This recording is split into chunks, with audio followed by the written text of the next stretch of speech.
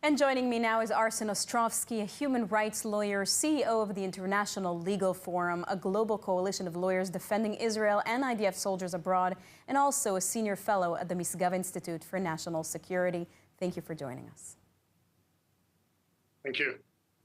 President Trump's proposal to take control of Gaza and relocate its residents has sparked a lot of controversy. Some people are loving it, some are hating it. But from a legal standpoint, what are the main issues with such a plan under international law? Is this even legal? Look, to answer your question, yes, this can be absolutely legal, but we also have to, understand and put this in context.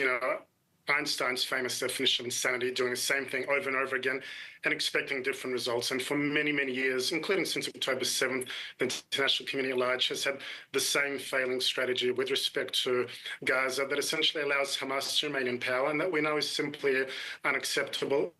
President Trump has said that, and the Israelis repeat that, of course, as well. So I think at this point, there's been a lot of hyperbole and a lot of hyperventilating until we don't actually even know the full circumstances of the proposal itself.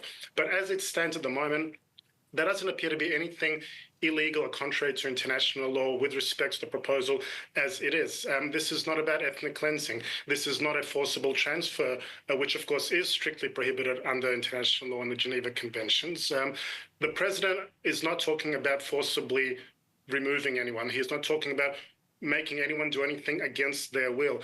On the contrary, what President Trump has spoken about is the intention to create essentially a set of circumstances and conditions to allow Gazans to voluntarily choose to move to conditions that are better elsewhere, which, as we can see, obviously from Gaza, there's a lot of destruction, a lot of hardships, to say the least. So to give them that opportunity, if they should so choose to leave.